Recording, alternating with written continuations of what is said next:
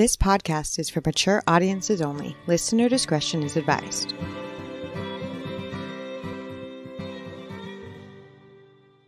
Welcome back to From Crime to Crime. Hey, dude. I'm still recovering. I'm not all there. Yeah, I know. I'm not all there yet. And I was waiting for you to say something else, and you didn't, so I had to figure out what to say, and that's what I'm saying.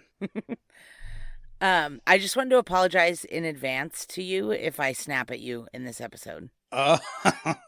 This should be good. Why will you eventually snap at me?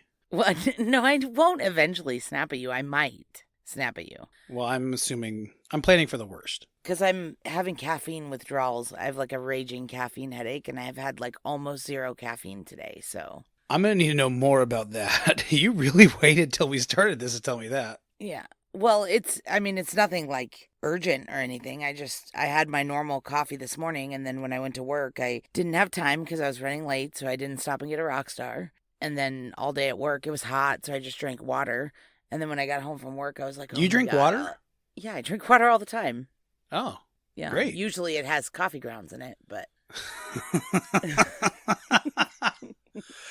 I should have seen that coming. I didn't, but I should have. No, but so when I got home, I realized like I've literally had like 7 cups of coffee all day, and they were all this morning before I went to work.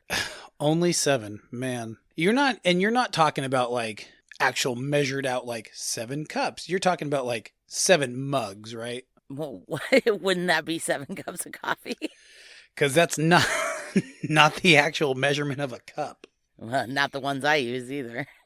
Yeah, no kidding. So, wow. Well, anyway, I do have my iced coffee now that has 5 shots of espresso in it. So we'll be okay like halfway through this, but for the first part, God. I might be a little bitchy. Okay. Okay, I'll deal with it. Okay. This is ridiculous. I can't believe the amount of caffeine you consume. Today, I didn't consume hardly any caffeine today. That's what I'm telling you. You had 7 mugs of coffee this morning. Yeah, but that's my normal like morning coffee. And that's absurd. That is too much coffee. But I didn't have any the rest of the whole day till now. It's almost 8 o'clock at night. Well, I'm not going to be able to go to bed with this splitting headache. Anybody else hearing this? Is it just me? Anybody else? Please feel free to chime in if you hear this. Well, there's no way I'm going to bed with this headache, so I had to do something. Oh, my God. So, all right. Well, do your housekeeping stuff. Oh, that's right. Well, first and foremost, thank you to everybody who has ordered from our website. It's been a huge success, but it does cost a lot of money to keep it up. So we're going to take it down for a bit. So we have until the end of this month before we're going to take it down. So if you want your stuff, grab it now. Yep, at FromCrimeToCrime.com. At FromCrimeToCrime.com. Let's see, I guess we're going to shut it down Wednesday, May 31st. That's the last day of this month. So there you go. If you want to get something, get it now. We'll open it back up eventually too, guys, but definitely. We're not just going to keep it open up all the time. That's wild. Plus, we have to like maintain it and do all the order tracking and all that kind of stuff, and it just takes away from the actual podcast part of this. So the reason why you guys showed up in the first place. Yeah. All right. Well, speaking of that, let's get into this episode. Whenever you say it like that, I always think of the Mulan thing, like, let's get down to business. Just me, I guess. I don't know what that is, so. Mulan? You don't know Mulan? Okay. Is it a cartoon? Yeah, it's a Disney movie cartoon about this woman in China who becomes a great warrior. Oh, is that the one that Christina Aguilera did the song? Yeah, of course it is. Yeah, I never saw it. Okay. Sorry. What were you doing? That was like 98. That was like peak time for Mulan. You were like 10, 11, 9, something like that. Like, what were you doing? Who knows? I don't know. Watching Mary Poppins, probably. Yeah. Yeah, that's probably more accurate. Yeah, I don't know.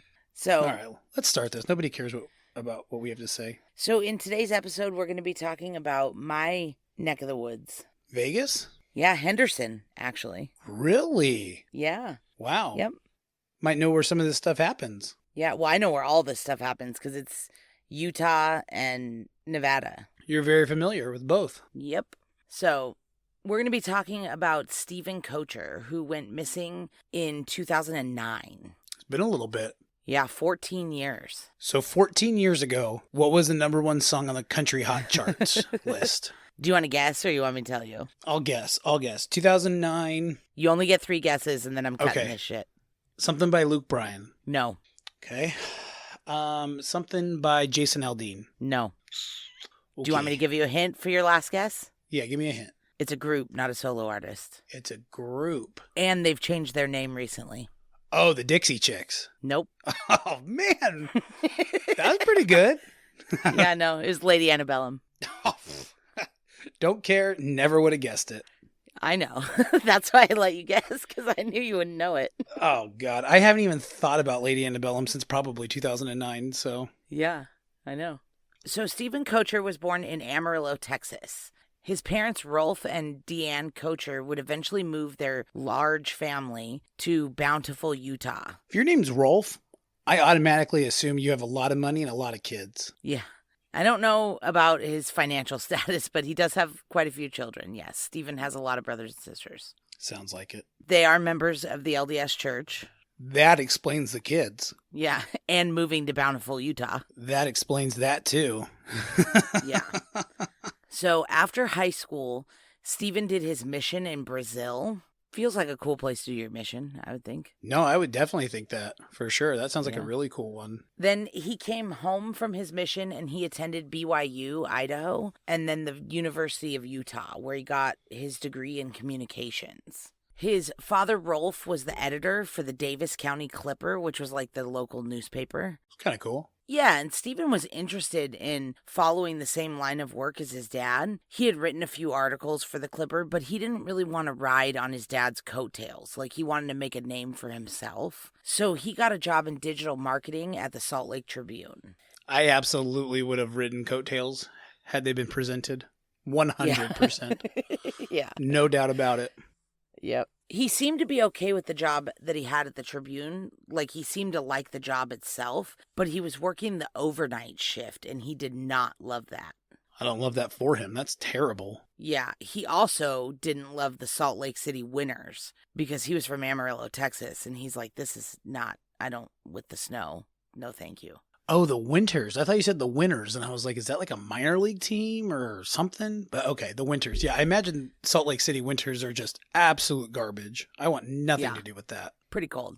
So by April of 2009, something had to give. He decided he wasn't getting any younger, and he wasn't having much luck finding the perfect job, let alone the perfect wife, which was extremely important to him because he was pushing 30 and he wasn't married, which is kind of unusual. Definitely a red flag. Yeah, and he hadn't really started his career, so he decided to move to St. George, Utah, which is like 300 miles south of Salt Lake. And besides Salt Lake, it's like the second most populated area of Utah. But the weather is way better. Like, it's much more mild. They hardly ever get snow, if ever. And when they do, it's like a dusting and it doesn't even stick. Wow. If you're going to be in Utah, that does seem like the place to be. Yeah. So Stephen rented a room, and he had a roommate named Jordan. Like, Stephen rented one room, Jordan rented another room, and the homeowners had the master bedroom, but they didn't live there full time. They would come and stay there every once in a while, like when they were in town for something, but then they were not there a lot of the time.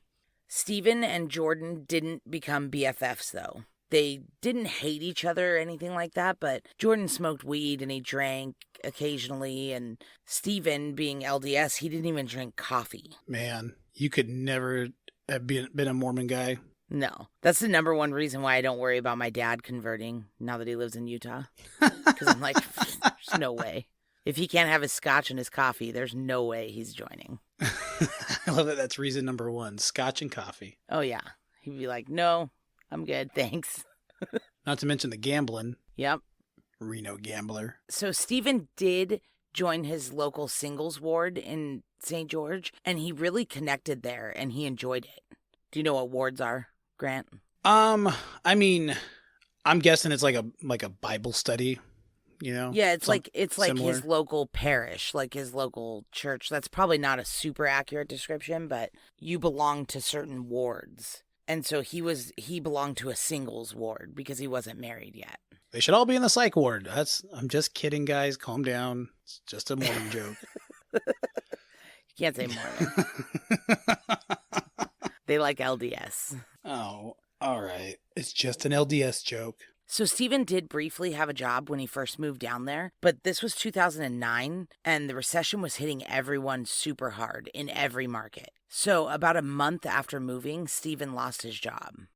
What do you do again? Marketing? Yeah, well, he worked for the Salt Lake Tribune up in Salt Lake, and then when he moved down to St. George, he got a job with some .com company, and I don't know what they do, but it was something with their website or digital marketing or something like that. But he lost that job after he moved to St. George, and he struggled really hard to get a new job. But it was tough. I mean, the economy was shit. Unemployment was through the roof. You know, there just wasn't jobs. Yeah, this is a really bad time to have a job. This was like the height of the recession, or yeah. He didn't give up, though. He grinded every day, filling out applications. He was so cute, too. He, photocopied every application he filled out so he could keep track of, where he had applied to and when and all that kind of stuff. He was trying really hard. And he did work part-time passing out flyers for a window washing company. But it was $50, $100 here and there. It wasn't a real job. He would pass out flyers for this company, and then when they were busy, he would help them actually do the window washing jobs. But then when they weren't busy, he would just pass out flyers. Well, at least they kept him moving. Yeah. So about 6 months after moving down there, he was 3 months behind on rent.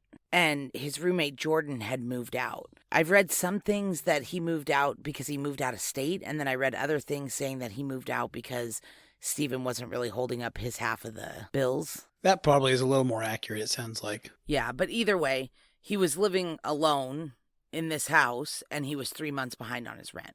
His landlord, Brett Bishop, decided to call Rolf, Stephen's dad, on December 9th, 2009, and let him know how behind Stephen was on the rent. Because he said that he hadn't heard from Stephen, and he'd been trying to get a hold of him, and he couldn't, so he called his dad. Okay, that makes a little bit more sense. I thought he was just he won't pay, so I'm going to call his dad.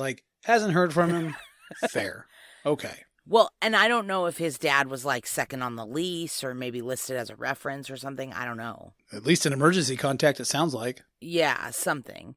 So his dad called him and offered to give him the money so that he could get caught up on the rent. He's like, dude, let me help you. You're not working. You're trying really hard. Let me help you. But Stephen got kind of offended by this and got pretty upset and told him that he would handle it and hung up on him. Wow. That's aggressive. Most people would say thank you. I know.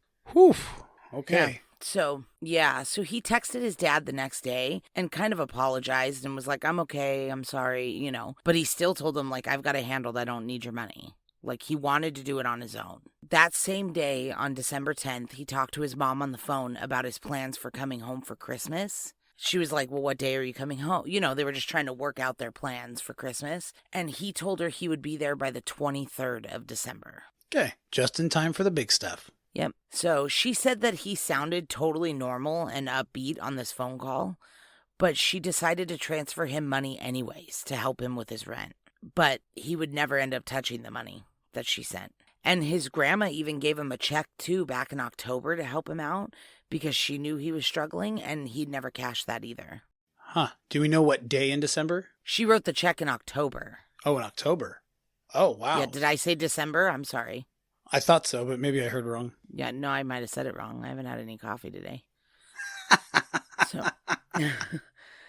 yeah, so he didn't want help from his family, is obvious at this point. And he talked to his sister that day, too, on the phone, which was a Thursday, the 10th. And she also said that he sounded normal and that he didn't mention anything was wrong. He didn't mention any plans of a road trip or anything out of the ordinary for him, which is super weird because he was currently on a road trip.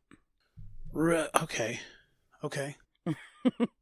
Well, we find out later that he had left sometime late on the night of the 9th or early the morning on the 10th because at 6:45 a.m. he stopped for gas in Salt Lake City, which is 300 miles north of where he lives in St. George. It's a 4.5 hour drive. So to stop for gas in Salt Lake at 6:45 a.m., he at the latest left his house at 2 a.m. Okay. And he didn't tell any of his family that he was in Salt Lake, which is not that far from where they live. So after he got gas at 6:45 in the morning in Salt Lake, then he got on 80 and headed west. And he gassed up again in West Wendover, Nevada, which is only like an hour and 45 minutes from Salt Lake City. So he really probably shouldn't have needed gas already. That's not a very far drive. But then he showed up at a ranch owned by an ex-girlfriend's family at 11 a.m. And this ranch is in Ruby Valley, which is only like 3.5 hours from Salt Lake City, but it took him 5.5 hours to get there from when he gassed up in Salt Lake City. But maybe he stopped and took a little cat nap or something because he'd been up since 2 a.m. driving. I don't know. I guess that makes sense. I'd probably just push through, but... Yeah, so this ranch was owned by the family of a girl that he kind of briefly dated, and they let him know that she wasn't home, but they invited him in for lunch anyways, because they were like, oh, we haven't seen you in forever, come on in. So he told them that he was on his way to Sacramento to visit family, and thought he would stop by and say hi, since their ranch was on the way. He also told them that after driving as far as he had, he wasn't sure he was going to continue with his drive to Sacramento because of the bad weather through the mountains. Because this was December. The real weird part, though, is that he didn't have any family in Sacramento to go visit. I did not see that coming. Yeah, so there was no point in this. Like, there was no reason he should have been there. Yeah, well, that's... Okay. I'm just trying to work all this out in my head. Like, there's no reason for him to be there. No.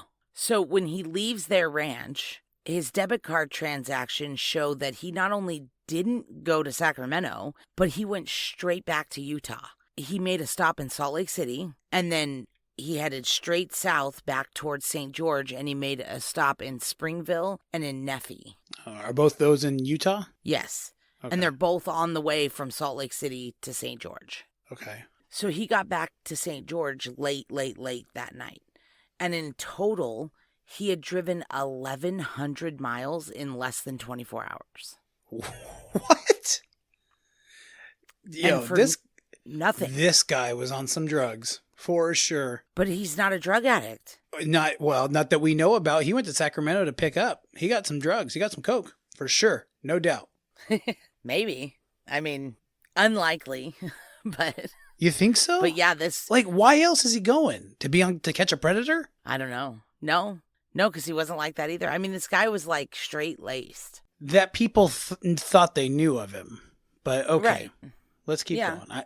I think he might have been up to some drugs, but... Okay. So the next day on the 11th, which was a Friday, he handed out flyers for the window company just like normal. He also took a meeting with the bishop at his ward, who promised to help him find a job by January. This is all over the place. Yeah. Yeah, but that's pretty normal in Right, that's LDS normal church. for him. Yeah, it's normal for him, definitely. Yeah. But it's not normal for a drug addict. And I definitely think he was trying to pick up a score. He's not a drug addict, baby. No, he's not. Okay, all right. I mean, make your decision at the end, but don't judge this kid. He's like a real good kid. Like he's like the real deal good kid? Yeah. Okay, I'll lay off of him. Yeah, so the bishop said this is normal. Like a lot of times he counsels people about getting jobs and different things. And he said that Stephen sounded normal. Like there was nothing out of the ordinary. He was upbeat. He was bummed that he couldn't find a job, but he was like upbeat about everything else. Isn't it kind of weird for people in the LDS church to not find jobs? Because, I mean, I guess it's a recession, the economy. But they all take care of themselves, right? I don't know. Well, that's why I was saying it's normal to go to the church when you need a job, because other church members who own businesses and have jobs to give, they'd rather give them to a member of their church than just some random Yahoo off the street. Yeah. So it is, but at the same time, the economy was so bad. I mean, everybody was struggling. It's not like there was tons of jobs to be had and his church was like withholding them from him. Yeah. So on December 12th, Stephen takes another seemingly random road trip. So Saturday, his cell phone pings off a tower in Overton, Nevada, which is the exact opposite direction that he went on Thursday. It is south and east of his house instead of north and west. So Overton, Nevada is like the north end of Lake Mead. You know how Lake Mead is by Vegas, like where I live? Yeah. But it's huge, and the north end of it is way up by like where Arizona, Nevada, and Utah come together. And that's where his cell phone pinged on Saturday. Interesting. Okay. So maybe he's just trying to see some stuff real quick? Could be. Then 8 hours later, his debit card is used to get gas in Mesquite, Nevada, which is like halfway back to St. George from Overton. So Mesquite is like right at the base of the Virgin River Gorge, which is where Nevada, Arizona, and Utah all come together. And St. George is at the top of the Virgin River Gorge. So it's really not that far from his house. It's only like another 40 minutes to his house. How does he go south and east from Utah, though, to Nevada? Because Utah is all east of Nevada. So he wouldn't get to Nevada going east. Oh, you're right. Yeah, I was trying to like work that out, but like You're right. I'm sorry. I said southeast, but it's kind of more southwest. Sorry. Okay. Well, all right. I've been stuck on that because I was like, how does he do that? That everything in Utah is east. Damn, I really shouldn't do this whole podcast thing without coffee. Man, I didn't know it was going to make such a big difference, but I know. I'm usually really good with my directions too, and I know this area super well. I know. I'm probably going to have to cut all this out anyways because nobody else cares about this area. Like, I'm over explaining where this, nobody else knows what it is or where it is. That's okay. I'm over explaining it all. Well, better too much than too little. Yeah. That's what I rarely say. Yeah.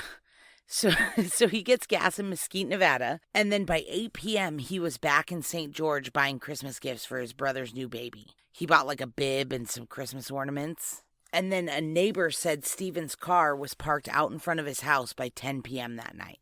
But the neighbor doesn't know if the car was there all night or if it was just there when he saw it at 10 p.m. Like, he doesn't know if it left again. He can't vouch for that. Okay. So either way, he's home by 10 p.m. on Saturday night. Or at least his car is. Yeah. I mean, that's true.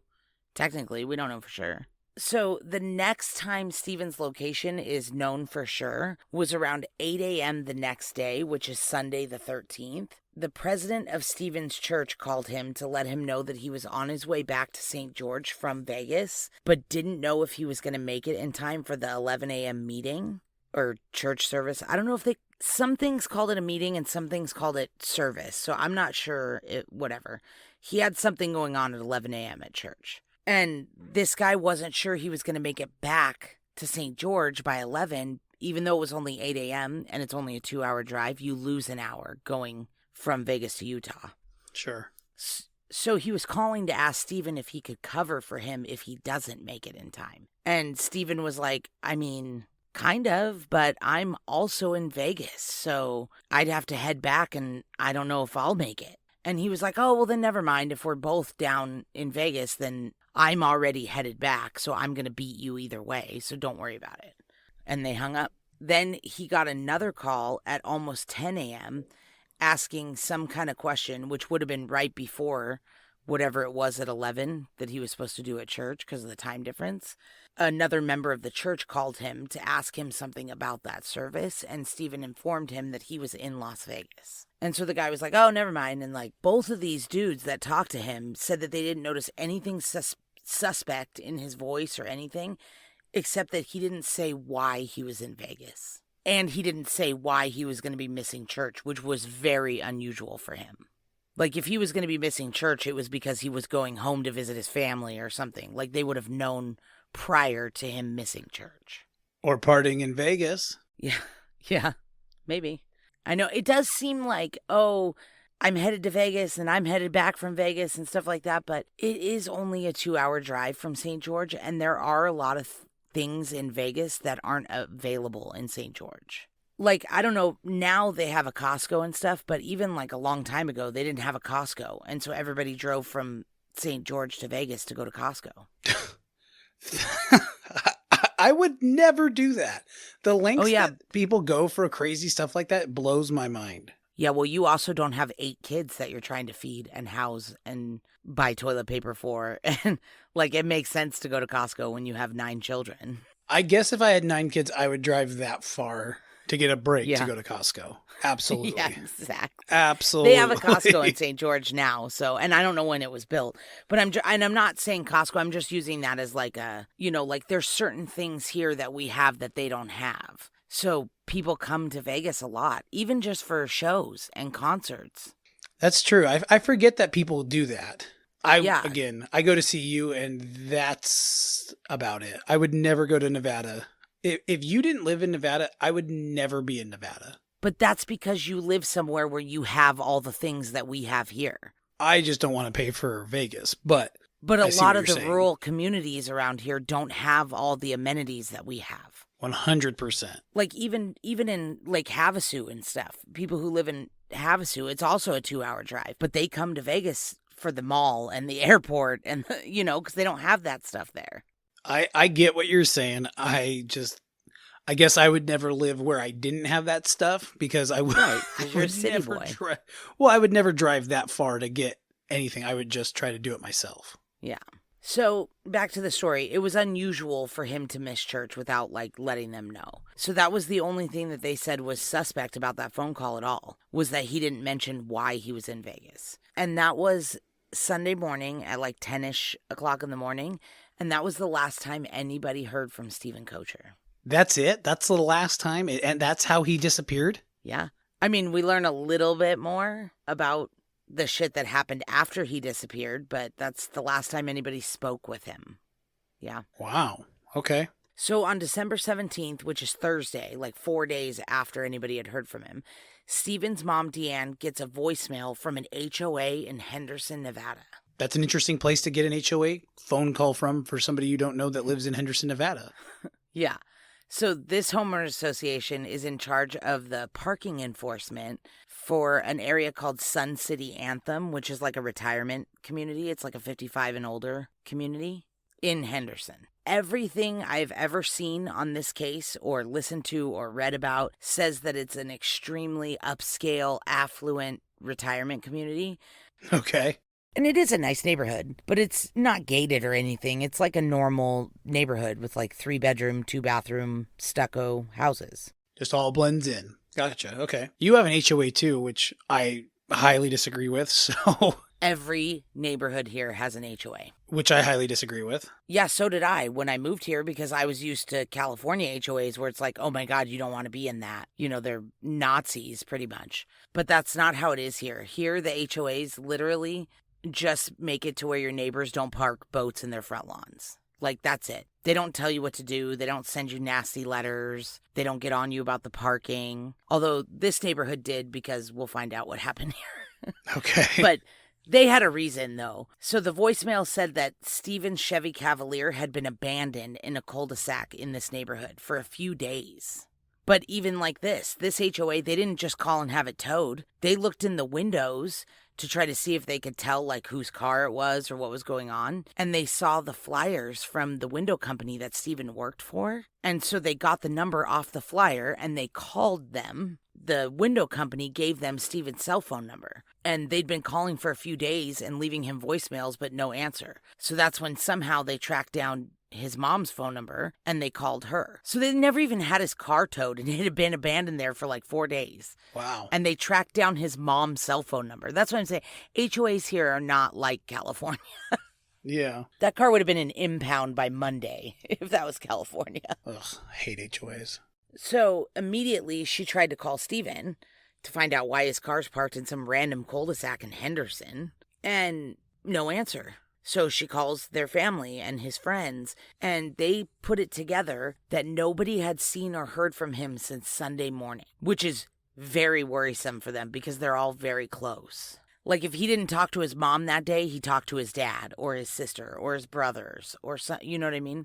Big family. There's always somebody who got something going on to talk to about. Yeah, so when they put it all together that nobody had heard from him since Sunday morning, they called the St. George Police Department, which is where he lives in Utah, and they filed a missing persons report. Their dad, Rolf, and Stephen's brothers got in the car and headed down to Stephen's place in St. George, because it's on the way to Henderson anyway. So they're let's stop at his place in St. George, see if there's any clues there to where he is, or see if he's there, and then we'll go on to Henderson to see what's going on with the car. So when they get to his place, it looked like he planned to come right back. It was neat and tidy. There was food in the fridge. His cell phone charger was still plugged into the wall. It looked like he was going to come back any minute. Do we think that he met somebody online And that's why he was going to these different places to meet up with them? Well, his computer and emails didn't show any reason that he should have been at any of these places. Okay. Like, there was nothing in his email or his computer, just endless job applications. But I will say, there is no internet at his house. I mean, this is 2009, and he was renting a room. So he used to have to go to the public library to use the internet. Oh, I remember those days. Yeah, so if he would have used a public library computer to interact with somebody, then maybe. But they have no way of tracking that in 2009. But wouldn't his email, well, I guess if it was through email, but if he was like on an actual like Plenty of Fish website or something. Then there was no way to track that. If he was at the library when he did it, there would have been no way to track that. Okay. So Rolf and Steven's brothers then went on to Henderson to check out his car because there was nothing wrong at the apartment. So they're like, all right, well, let's go figure out what's going on with the car. And when they got to this neighborhood in Henderson, they got in the car and they started it. There was nothing wrong with it. It started right up. It had a half a tank of gas. There was nothing wrong with it. It's not like he broke down in that cul-de-sac and then hitchhiked or something. Yeah. He went there for a reason. Yes. In the car, there was flyers for the window company, the Christmas gifts that he had bought for his brother's kid. The trunk was full of copies of all the applications that he had been putting in. There was a shaving kit and a pillow and blanket in the car. Oh, that's a little interesting. Yeah. And according to a private investigator that the family hired that then did a podcast about this case, he also says that there was a frozen lasagna in the car. Like an empty container of frozen lasagna? No. Nope. Like a frozen lasagna. Family style? Like family size or like small? I don't know. They didn't specify, but it's like he was obviously planning on coming right back. He wasn't planning on leaving his car there for 4 days. You don't leave frozen food in your car if you're planning on not coming back for 4 days. No, certainly not. That way. No. Yeah. So Steven, his cell phone, and his wallet were the only, like, for sure items that weren't in the car. So when the investigators checked later, there was no activity on his debit card after Saturday afternoon. And what was that activity? That was when he was in Mesquite and he got gas right. before he went home, and then he got his brother's kids' Christmas gifts at Kmart. That was the last activity on his debit card. Okay. So there was nothing from Sunday all the way up until now is Thursday. So they checked surveillance video from the neighborhood. Like, they tried to see if anybody had surveillance cameras. And there actually was a camera that caught Steven's car driving up to the cul-de-sac on Savannah Springs at 11:54 a.m. He parked, and then at 12 o'clock noon, another camera shows him walk around the corner from Savannah Springs onto Evening Lights Street.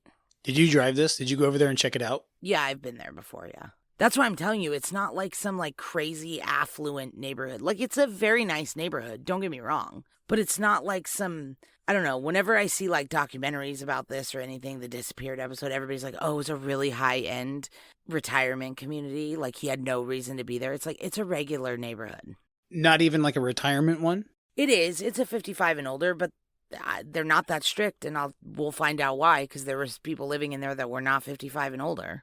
Okay, great. So these cameras, between the two cameras, they caught him driving up at 11:54, and then another camera caught him walking 6 minutes later around the corner from where he parked onto Evening Light Street. Is that the last time we saw him? Yes. And the camera is super blurry and kind of far away, but the Koechers believe it's Steven, like based on the way he's walking and, you know, the image, even though it's grainy, they think it's him. Well, his car, you know, so... Yeah, I mean, they have every reason to think it's him. Can it be proven that it's him? Probably not, but it looks like him. And he seemed to be wearing a white shirt and holding something in his hand, like close to his chest, maybe a folder or a manila envelope. And that is the last sighting of Steven, ever. He's never seen walking back to his car or anywhere else in the neighborhood. Okay. Yep. So he was obviously going there for a reason. He had something in his hand. He parked at 11:54 and then didn't get out of his car until noon. Like, he was waiting for that time distinction, obviously. Yeah, but for what? Like, why would he have gone there with something in his hands? And obviously we don't know what was in his hands. And you don't see him go into any specific house either. No. Well, No, you don't. But there has been enhanced camera footage that shows the reflection from the window of a car that was parked on the street. And it does appear that he crosses the street, and it looks like he could possibly go up to a specific house. And we'll get into that in the theories. But it's not 100%. Okay. So the authorities didn't really take his missing persons as a crime because it's Henderson and Vegas. And they got way bigger fish to fry. Well, that's just kind of how they roll. They're just like, oh yeah, we're real good at this. Like, we deal with a zillion missing persons every day. So we got this handled. And it's like, do you though? Because you say that you're good at it, and you should be good at it with how many you deal with. But they just do the whole like, well, they're just blowing off steam in Vegas and they don't want to tell their family where they are because they lost all their money. They'll show up. And that works like 90% of the time for the people that are doing that. But then when that isn't what it is, they just fucked off the whole thing. They're just like, oh, well, we fucked up and we didn't investigate it when we should have. So, sorry. Do that many people just run to Vegas for a good time? Mm-hmm. Really? And then they get drunk, and then they cheat on their spouses, and then their spouses call and file a missing persons report because they haven't heard from them, and then they show up later that day. It does happen. Oh, yes. Wow. Sin City, baby. Yeah, but there also are a lot of people who actually go missing in Vegas, whether it's being abducted for sex trafficking or they witness a crime or they're involved in a crime or whatever. There's a lot of people who actually go missing, and you think they would get better at those, but no, they're just like, that's bad for business, so let's not talk about that.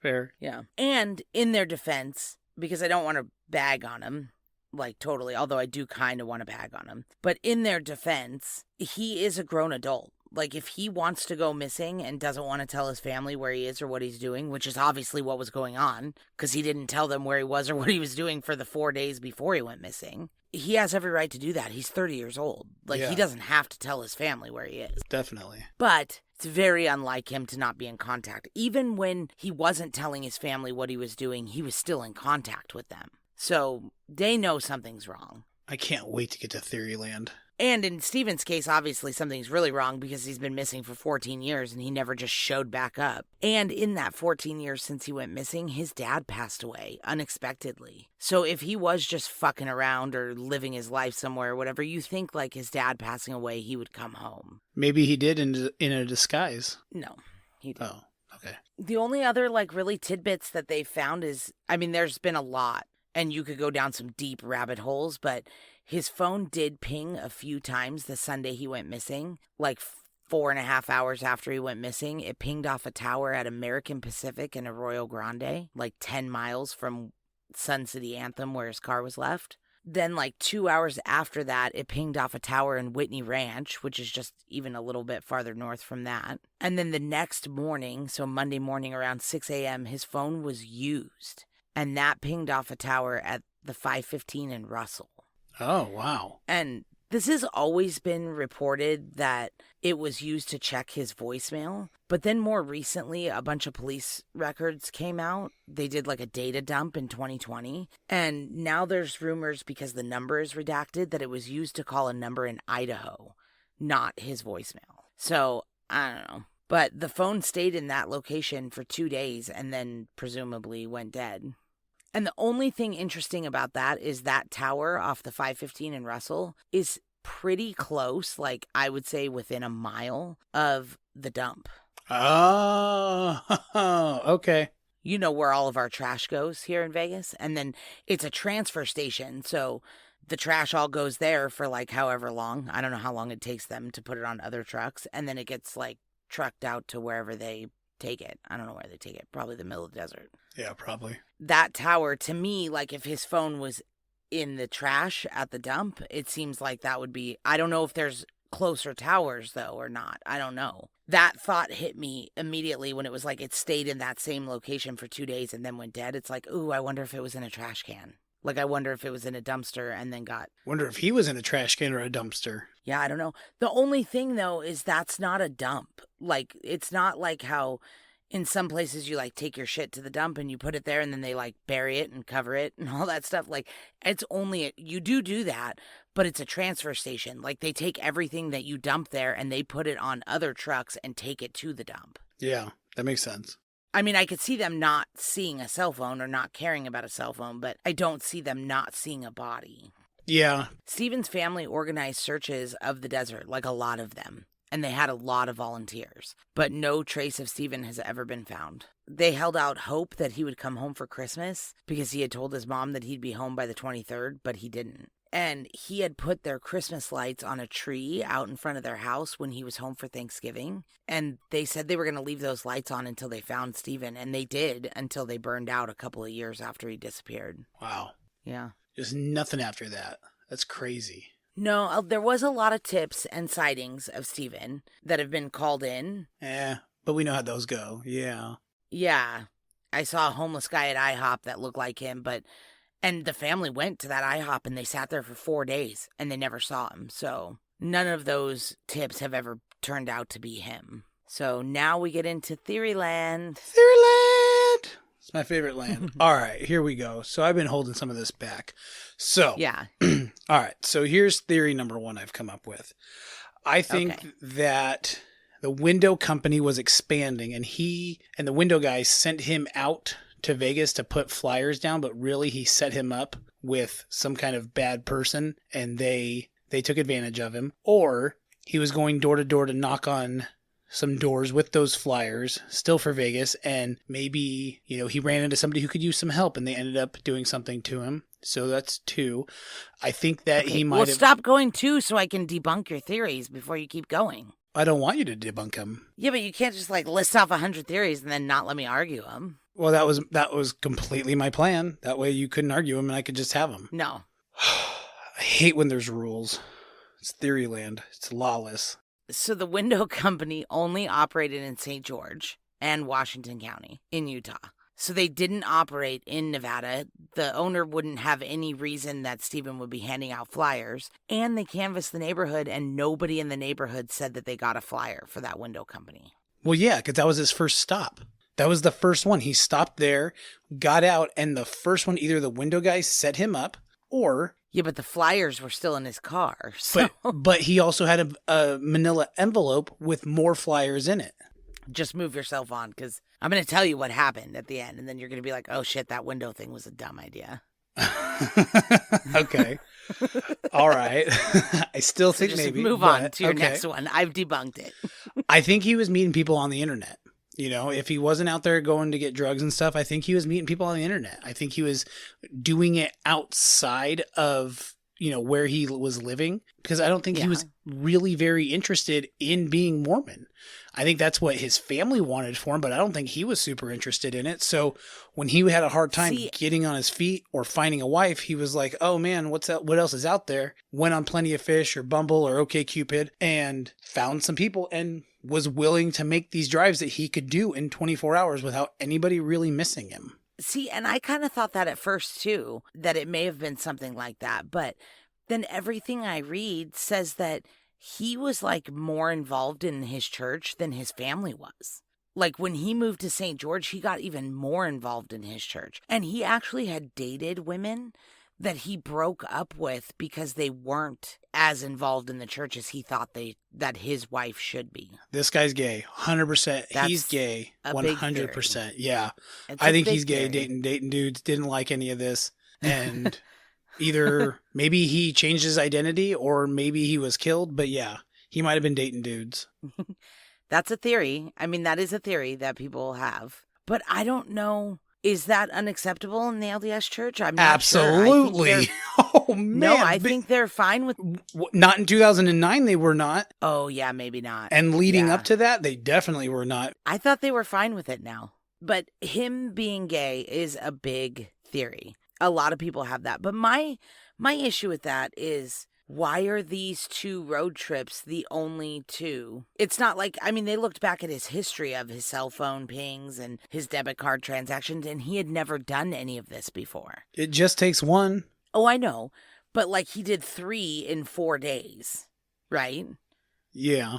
He did that weird thing to his ex-girlfriend's ranch, that weird 1,100-mile road trip. Then on Saturday, he did the one to Overton, and then now he's in Henderson on Sunday. And it's he had never done that before. So it feels like if that's the first time you've ever done something, you think you're going to do them 3 days in a row, boom, boom, boom, boom, boom.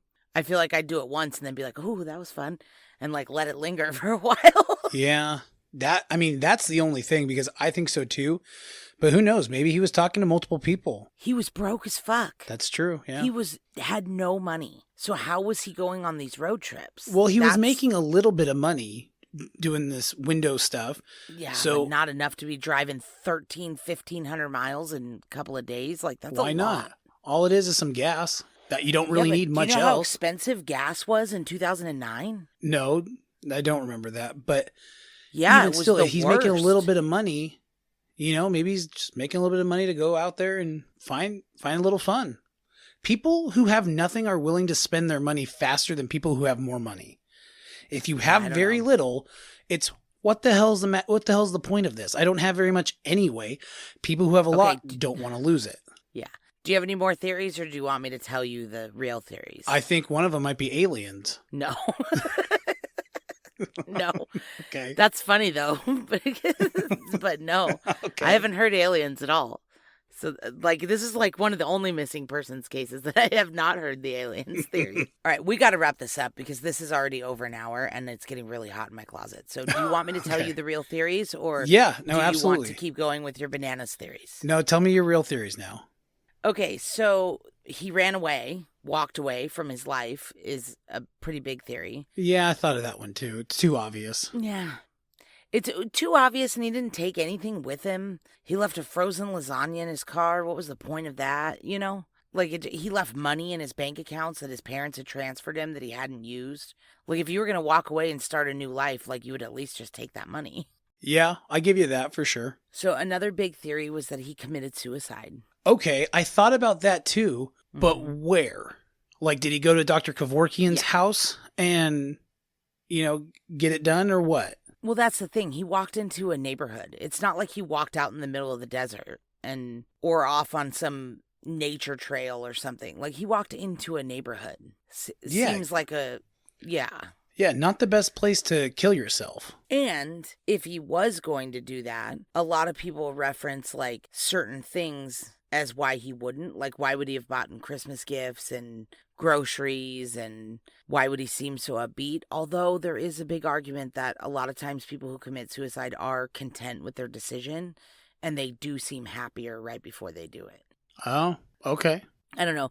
It just logistically, I mean, I don't know about his mindset. He did seem to be pretty down that he hadn't found a wife or a job, but in other aspects, he seemed really involved in his church and totally positive. It could have been he liked being Mormon too. Maybe he liked it, but maybe he was in a situation that the church wouldn't have agreed with. Yeah. I don't know. I just logistically, I disagree with the suicide theory because it's like, it doesn't seem like the place. Like you said, would he go into some random person's house and commit suicide? Like, how? Well, that's what I mean. Like, that's kind of a strange thing. Yeah. So another theory is that he ran away with Susan Powell, which is stupid. Who's Susan Powell? She's a woman who went missing from Utah a week before Stephen did. Oh, interesting. Probably not, but that's interesting. No, it's definitely not, because her husband, Josh Powell, 99% sure, allegedly killed her and took his 2 boys with him to go, deal with whatever he did with her body, which they still haven't found. And then he got his boys taken away because he was like #1 suspect in his wife's disappearance. And then he had like supervised visits with his kids. And when the social worker showed up to his house with his kids on a visit, the kids ran in the front door in front of her and he slammed the door in her face. And then he killed both of his kids and himself. Yeah. Okay. So they're pretty sure that he probably killed his wife too. That she didn't run away with Stephen Koecher. Yeah. I was pretty positive that too, but I do like that theory. Yeah. Yeah. And then the last theory is foul play, which to me seems like the most likely theory. Yeah. Was that he went to a house in that neighborhood for some unknown reason and something went wrong. Is there any reason to go to a neighborhood that far away for anything positive? Well, I mean, like, you could be meeting somebody. That's positive, I guess. But, like... No, but there is a theory that his landlord, Brett Bishop, the one that he was behind on his rent, has had a pretty significant past with prescription drugs and guns and stolen cars. And his wife was posting on message boards after Stephen went missing that Brett and her had a plan to help Stephen get a job and get back on his feet, and they weren't planning on kicking him out. Like, she was trying to be nice, like that they were looking for him, but she pretty much said, like, we had a plan to get him out of debt. So now a lot of people wonder if the plan was Stephen running errands for him to pay off his rent, his back rent. And that could be what the road trips were for. Oh, that is an interesting thing. Yeah, whether it was money or guns or drugs or whatever. There's a lot of people who don't think Stephen would have ever been involved in something like that. But then again, he was very, very adamant about trying to survive on his own. So yeah, in desperate times. Yeah, it's possible he did something that he wasn't proud of. And that's why he didn't tell his parents. That one probably is more likely, but I'll be honest, I like mine way more. Yeah. So either way, there's been no sign of him for 14 years. So that's crazy. There's also been some speculation that there was a guy who lived in the first house on Evening Lights Street, the one that he turned on, the one that the reflection may have caught him walking up to the front door. That guy was the son of an elderly couple that lived in that house, and the elderly couple moved out of the house that day. Like, the moving trucks were there, they were moving that day, and the son, who was like 40, was still living in the casita, which is in the desert. We have casitas, which are like, it's like a back house, but it's in the front of your house. Oh, okay. Stupid. Yeah. Yeah. And so he was living in the casita of his parents' house. And he's been known to allegedly have some drug problems. And he continued to live in that casita after his parents moved out of the house. And then they ended up having to kick him out of the casita. And then he like destroyed it. And there's like a whole network of people on the internet who are trying to figure out if that guy is somehow connected to the landlord. Like, maybe the delivery or whatever Stephen was bringing was to that guy. Because the cops tried to get a hold of that guy for like 2 months after Stephen's disappearance, and they could never interview him. And then when they did interview him, he talked to them, but he seemed real shady and nervous. And they don't know if that was like a drug thing or if he knew something about Stephen's disappearance. But he may or may not have been one of the only people under the age of like 70 that lived in that neighborhood. Wow. Okay, so that could definitely be one of the things that happened too. Yeah. If you want to know more about that theory, like in depth, there's a deep dive podcast called Eyes of Justice, and it's the private investigators from Stephen Koecher's case, like that the family has hired. And there's also a guy on YouTube named Aaron Stoner who has done like a crazy amount of work on this case. So check those two things out if you want to know more about that theory. I do, and I will. Yep. So, all right, buddy. Well, that's about it. Well, that was a lot. And if you want to get your From Crime to Crime merch, don't forget to go to FromCrimeToCrime.com and get what you can while it's still up, because we're going to shut it down for a little bit, but you have until the end of this month. All right. Well, I love you. I will talk to you later. All right. I love you too. Bye. Bye. This podcast has been a production of Orange Halo Media, LLC, hosted by Grant and Erica. If you enjoyed the show, please rate and review wherever you listen to your podcasts. To chat with us, go to From Crime to Crime on Instagram, From Crime to Crime on TikTok, From Crime 2 Crime on Twitter, or you can visit our website at FromCrime2Crime.com. See you next Wednesday.